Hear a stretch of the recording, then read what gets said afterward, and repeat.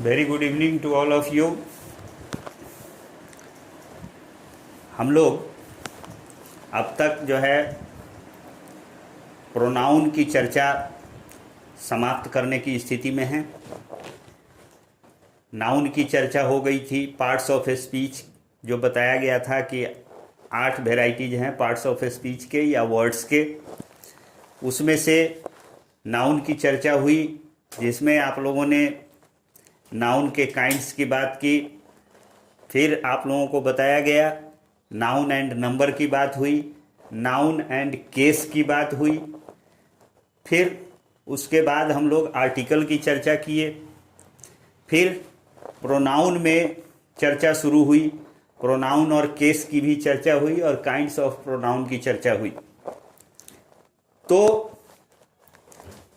Pronoun में हम last step पर थे।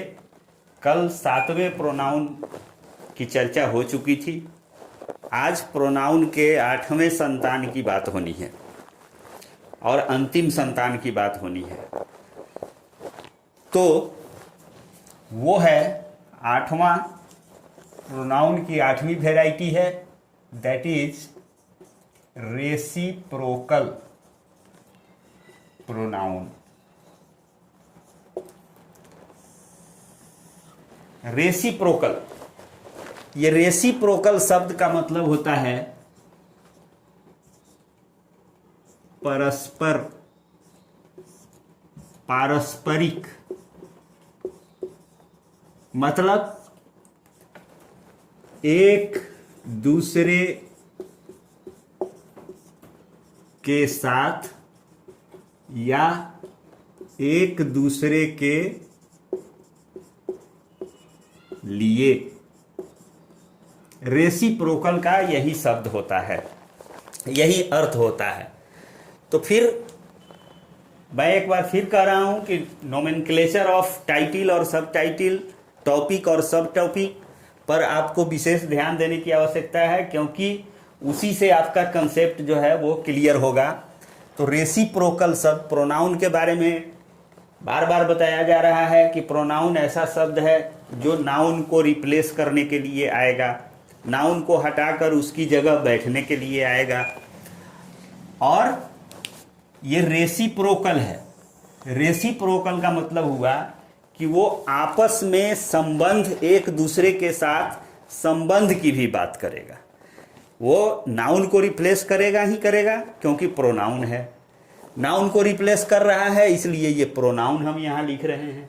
और वो रेसिप्रोकेट करता है, मतलब एक दूसरे के बीच परस्पर संबंध की बात करता है। देयरफॉर हम इसको रेसिप्रोकल प्रोनाउन कहते हैं। तो इसकी परिभाषा के रूप में हम लिखें, क्या होगी परिभाषा? Reciprocal pronoun is a word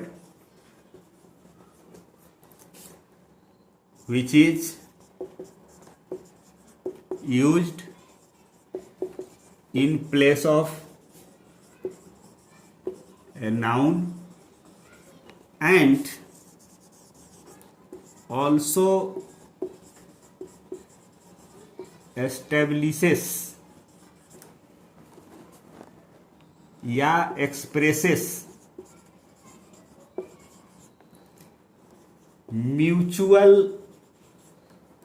relationship.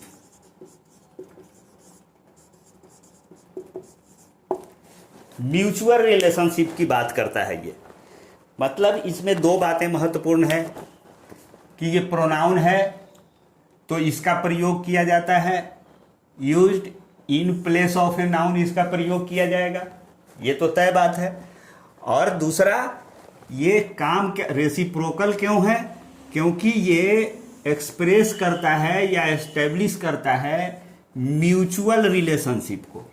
Mutual का मतलब होता है हमने आपको कुछ दिया, आपने हमको कुछ दिया। This is mutual. This is also reciprocal. Reciprocal भी यही होता है कि एक दूसरे के साथ संबंध की बात, लेन देन की बात हम आपको कुछ दे रहे हैं, आप हमको कुछ दे रहे हैं, दैट इज म्यूचुअल रिलेशनशिप। तो ये प्रोनाउन नाउन को रिप्लेस करेगा, रेसिप्रोकल प्रोनाउन नाउन को रिप्लेस करेगा, और रिप्लेस करने के साथ साथ एक और काम करेगा, वो म्यूचुअल रिलेशनशिप को बताएगा। और इसमें दो ही प्रोनाउन आता है। ये काफ़ी आसान है, बहुत आसान चीज़ है, क्योंकि इनकी संख्या कम है। तो दूसरा पॉइंट हम लिखते हैं,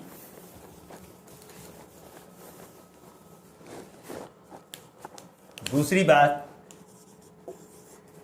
there are two reciprocal pronouns. क्या है उनकी संख्या? दो है, मात्र दो। इसलिए इन पर जो है सो आपकी पकड़ मजबूत होनी चाहिए, इनकी संख्या कम है। वो पहला क्या है? फर्स्ट है ईच अदर, और दूसरा क्या है? One another.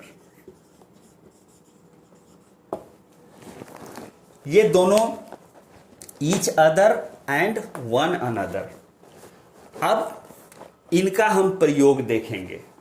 जहां तक इनके मीनिंग की बात है, तो ये मीनिंग इन दोनों का समान है। क्या है भाई? इस दोनों की मीनिंग है एक दूसरे के लिए,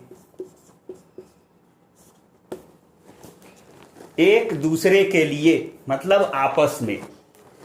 तो समान अर्थ दोनों का है, लेकिन ये दोनों अलग अलग प्रोनाउन हैं रेसिप्रोकल फैमिली के ही, बट अलग अलग इन दोनों का एग्जिस्टेंस है। तो मतलब क्या हुआ कि इनका यूज अलग अलग ढंग से होता होगा। बिल्कुल, इनका यूज अलग अलग ढंग से होता है। क्या है इनके यूज के लिए भाई अलग अलग ढंग? क्या है तो वो जानिए। और उसी में एरर पूछा जाता है, कॉमन एरर की बात की जाती है। इनका जो स्पेसिफिक यूज है वो यूज नहीं करके इसका डेविएटेड यूज किया जाता है, और जिसके चलते सेंटेंस जो है वो इनकरेक्ट हो जाता है। वो क्या, कैसे इनका यूज किया जाता है? तो सबसे पहले हम ईच अदर की बात करें।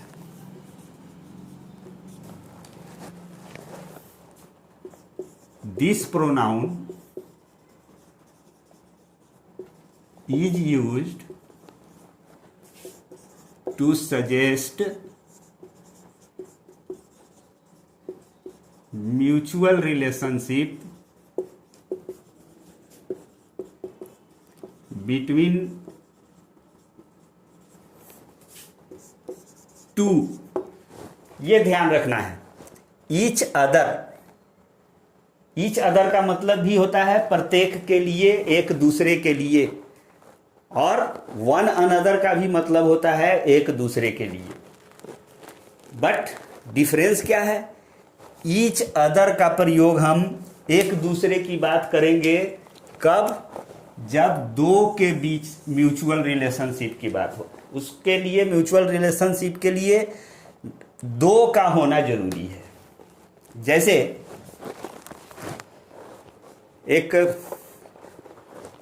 फिल्म आई थी एक दूजे के लिए, ये आई थिंक कि 85-87 की फिल्म थी।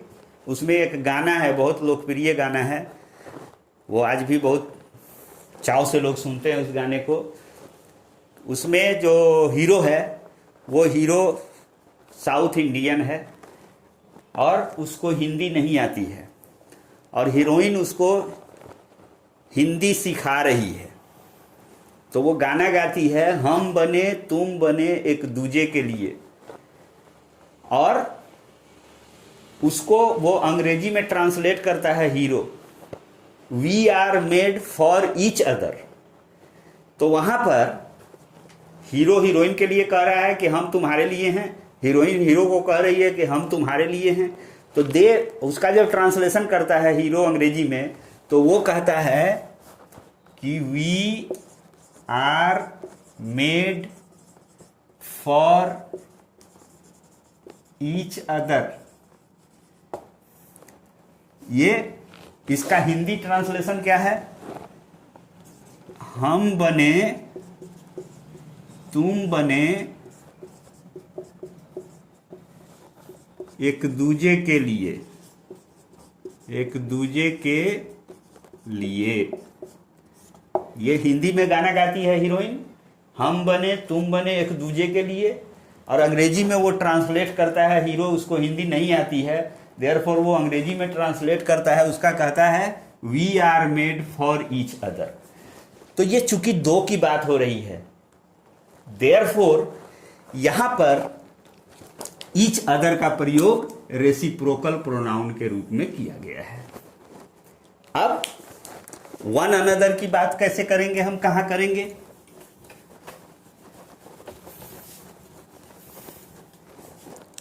One another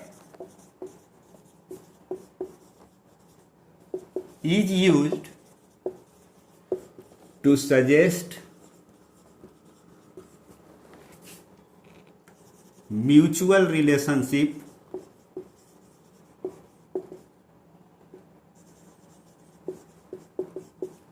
between more than two। बस यही खेला है, ईच अदर और वन अदर अनदर के यूज में यही एकमात्र खेला है कि ईच अदर टू के लिए और one another more than two के लिए।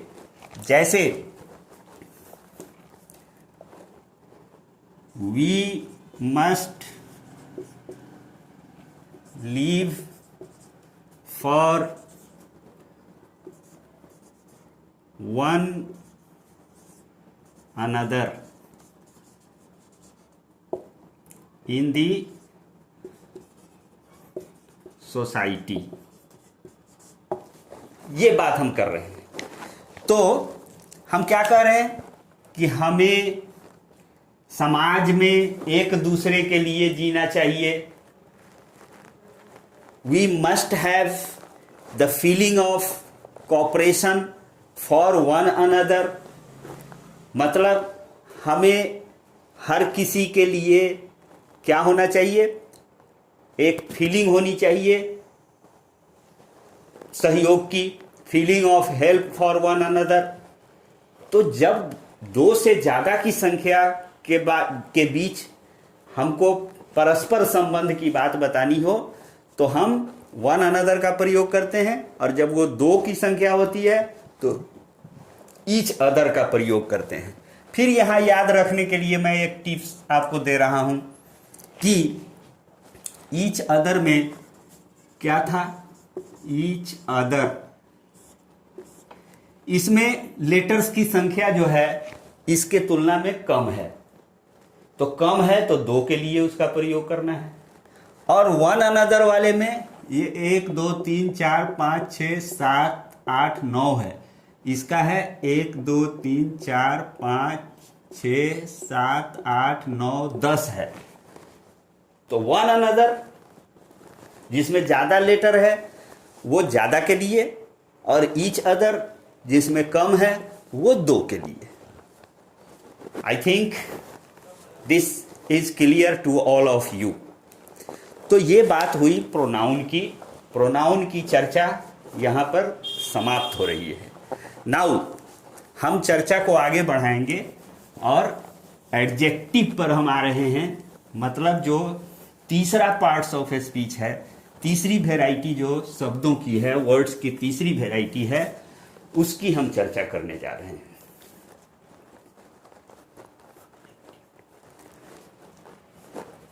और